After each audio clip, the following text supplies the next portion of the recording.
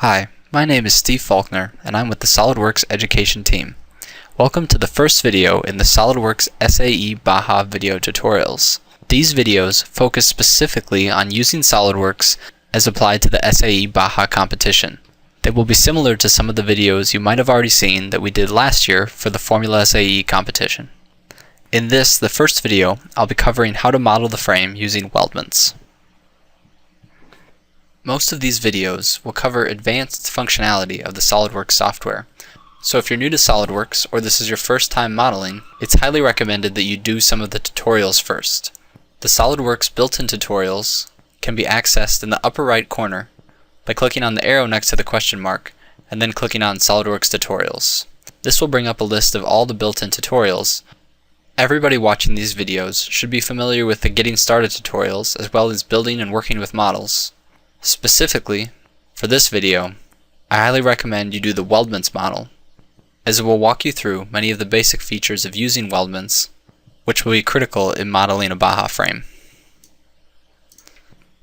Before we begin modeling, there's one more thing I'd like to draw your attention to. The BAJA SAE rules have very specific guidelines about how you should design the frame. When working with the frame model, I would recommend having a copy of the rulebook or a window with it open readily available at all times so you can go back and reference and make sure that your frame is conforming to the rules. Most of the pertinent information and rules governing tubes and frame members are covered under section B8. Now we're ready to start modeling. I've gone ahead and opened up the completed model so you can see what it'll look like when we're done, and then I'll go back to the beginning and walk you through the steps I took to model the frame. You should also note that there are a lot of different ways to do this, so don't feel like you're stuck doing it the way I show you here. You'll notice we'll actually take a pretty different approach than the Formula SAE vehicle. For Formula SAE, our major design criteria related specifically to the suspension points, which is slightly less critical for BAJA. In this case, I've actually decided to start by just looking at a profile of what the frame will look like from the side. I'm going to jump back to the rules real quick, where you'll see this diagram under section 8.3.3 that gives this same kind of view of the frame and how it should fit with the frame template. Based on that information and our own needs and design criteria for the car, I've made this side profile view of what the frame should look like right on the center plane of the sketch. The handy thing about this method is it's going to allow me to do a lot of my frame modeling in 2D sketching versus 3D sketching, which is how we did it with the Formula car. This is just mainly a matter of preference. If you prefer 3D sketching, you can always just start doing it that way. Making this initial sketch is then going to allow me to make all of these initial planes for important parts of the frame, or things like engine mounts and skid plates. Second, I've modeled in many of the major axes that I'll be using later on in order to map out the actual frame points. This process can obviously get a little complicated, and I'm showing everything here so you can see what it's like, but feel free to hide some of these when you're not using them. Also notice that over on the left-hand pane, I've actually renamed a lot of these planes and axes to the names of what part of the frame or vehicle they belong to. This is going to help a lot later when I'm trying to model the actual frame tubes. Next, I've gone ahead and modeled out the firewall and then the belly pan, as well as some of the skid plate. You'll notice that nearly all of these are done using 2D sketches. Once again, this is kind of a departure from how we did it with the Formula vehicle, but in my experience, I found BAJA frames to be slightly more 2D sketch friendly when modeling. At some point though, it does start making sense to use 3D sketches. Here, near the end, where I'm just actually putting in the sketches of some of the frame members, such as the side impact member, the front bracing member, and basically the rest of the roll cage, I have decided to use some 3D sketching.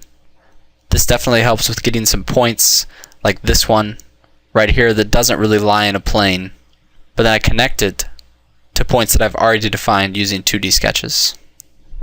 Now that I've got most of the front roll cage done, I'm ready to start actually adding in frame tubes. To begin this process, click on Structural Member underneath the Weldment tab. Select the path that you'd like to add a frame tube along, and then select the dimensions of tubing you'd like to use right here in the Selections menu. You'll notice that I'm using a custom weldment profile. The built-in SolidWorks ones probably won't have exactly everything you need. Creating a custom weldment is fairly easy. You can find it under Help, or also if you watch the Formula video, I go through it in a little more detail. basic process is to just open a new sketch. On the front plane, create the profile of the weldment you want to enable. Go to File, Save As, and save it as the second item down, a library feature part. Under the directory you installed SolidWorks in, there is a data folder and then a weldment profiles folder. Save it underneath there, making sure to save it as whatever name you want it to show up in the weldment profiles list as. And then from that point on, it will be available under the size category for weldment profiles. You're now ready to fill in the rest of the frame tubes like I've done here.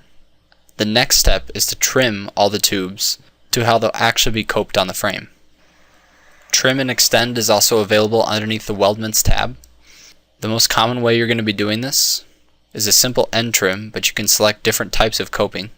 First, you select the bodies you want to be trimmed, and then select the tube that is not going to be trimmed as the trimming boundary. As you can see on the right, with all the joints here, there's a lot of trim and extends I need to do, but this will give me a much more accurate model and also help when trying to calculate the frame weight. Just like the front roll hoop, I've gone ahead and done a similar process for the rear roll hoop, using a combination of 2D and 3D sketching to sketch out all the lines of the frame members and the points. As before, fill those all in, and then make extensive use of the Trim and Extend command. That concludes the first video in the SolidWorks BAJA series of tutorials.